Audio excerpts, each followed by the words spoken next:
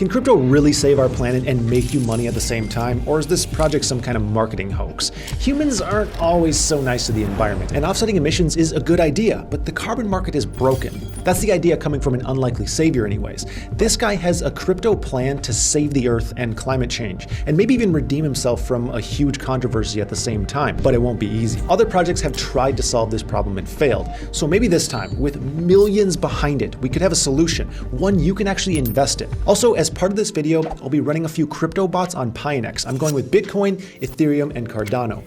Any profits I make on these bots will be donated to the ocean cleanup to help clean up the ocean. I was actually just at the ocean, which you can tell by my bloody red forehead, sunburn. So these crypto bots profit off of market volatility and price changes. You make money when the market is going up or trading sideways. So I'm gonna let these bots run for a week and then we'll check back in later in this video. To understand this new project, we need to cover carbon credits. In 1989, an American power firm planted over 50 million trees in Guatemala, but it wasn't just out of the kindness of their hearts. They did it to offset the carbon emissions that would be produced by the new power plant that they were building.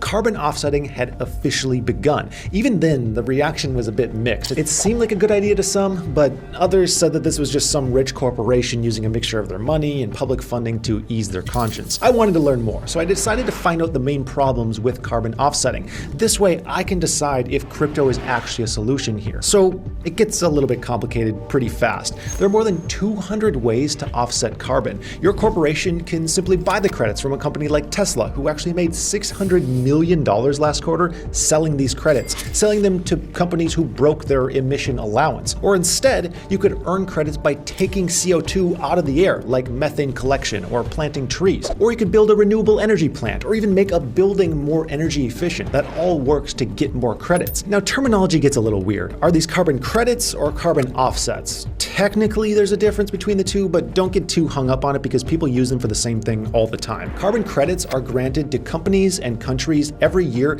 as a kind of allowance that says they can produce so many emissions. The goal is to reach net zero, completely canceling out our emissions with the good stuff. It seems reasonable, however, there are critics. They describe it like going to church on Sunday so you can carry on sinning during the week. That bad carbon habits will just continue if we keep up these programs. And I totally get that argument, but also some businesses don't yet have a way to avoid carbon completely, and this is probably better than nothing. Imagine you have a factory just belching out some kind of horrid smoke in Chicago or London, so you plant some nice green trees in Paraguay. Job done. You're helping to balance the planet out, right? Or are you? This takes us to the first problem. Most of the big businesses that use carbon credits are based in the Northern Hemisphere, mainly North America and Europe. But it's easier and cheaper for them to carry out the offsetting projects in the southern part of the planet or in developing parts of Asia. Now, in theory, it doesn't matter where you offset, the planet's still going to thank you if you reduce CO2 somewhere else in the world, but we can already see some sort of imbalance here. Powerful corporations in the Northern Hemisphere that operate in heavily regulated markets often pump money into developing countries where maybe there's less scrutiny. Some carbon offset projects just disappear, or maybe they never even existed in the first place. The first problem is a lack of governance and visibility of what's actually going on. Sounds like something crypto could actually solve. Now, I need to mention that mandatory carbon offsetting is more tightly controlled than the voluntary type. Mandatory offsetting follows the Kyoto Protocol guideline for climate change. Voluntary offsetting is like when you book a flight and get asked if you want to offset the CO2 from it. It's your choice whether to do it or not, but the lack of regulation means that there have been some scams in the past. There have been false promises and double counting where maybe multiple companies claim the exact same credits. So there's obvious problems with these credits. Yet a lot of people genuinely want to do their part, and carbon offsetting makes sense. It's the execution that's far from perfect. And the question is, can crypto actually help? Straight away, a few of the problems seem perfect for crypto. More transparency, obvious paper trails, and unchangeable records. Toucan is a crypto project that's had a big impact in the space. Maybe too big. It launched in 2021 to put the voluntary offsets market onto the blockchain. They say this market was huge, unregulated, and used all different kinds of registries and formats. I mean, just look. You have Vera, American Carbon Registry, the Gold Standard, and several others. They don't work together at all. It was kind of a mess. So Toucan's idea was to to better organize the carbon market and make it easier for people to get involved. But it hasn't exactly gone to plan. Millions of carbon credits were placed on their platform, which is good, but some were old, low quality, or retired. A credit is retired when a company uses it, so trading a retired credit is like trading an empty bottle. It doesn't really make sense, and it created a ton of volatility, leading to complaints that this was just some kind of get-rich-quick scheme rather than helping the planet, which is kind of the point of these things. It was madness, and it had to stop. Verra, the biggest carbon market registry, announced that they would stop their retired credits from being converted into crypto tokens to help solve this problem. And that made perfect sense. But this move totally ruined the Toucan model. I mean, why would anyone trade bad credits except either to make money or attempt to get around the rules? Toucan is part of the regenerative finance scene known as ReFi. Regen, Moss, and ClimateDAO have all had varying degrees of success in this area. But it looks to me like a completely new approach is needed. We need a hero, someone with knowledge of the space, someone who's built profitable businesses, someone like this guy. The infamous Adam Neumann from WeWork is back with a bang. Adam co-founded WeWork in 2010, but was forced to resign in 2019. This came after scandals over conflicts of interest, governance, toxic work culture, and frankly, just a bad business model. They lost billions of dollars to investors. This fallout led to them outright canceling their IPO. However, Neumann, he appeared to do pretty well financially. He got offered a cool $1.7 billion to leave, although there are doubts as to whether he actually got paid that full amount. But now he's back, ladies and gentlemen, back and pitching his new project, Flowcarbon. The aim is to tokenize carbon credits, but the real question is whether he's trying to redeem himself or just trying to make another quick buck. I mean, Flowcarbon got off to a strong start. They raised $70 million. Their token is called the Goddess of Nature token, GNT. Every token is backed by one carbon credit.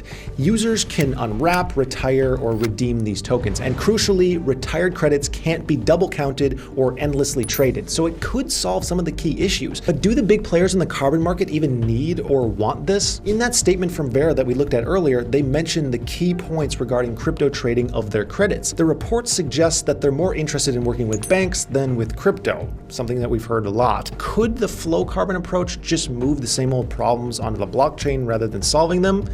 Yeah, it might. It doesn't solve everything. Crypto doesn't solve everything in carbon credits. Yet the transparency and immutability of the blockchain is perfect for this kind of thing. If the carbon market is solved by crypto, a ton of money will be made to those investors. It's growing in an insane rate. 38.6 million metric tons of offsets were bought in the first quarter of 2021.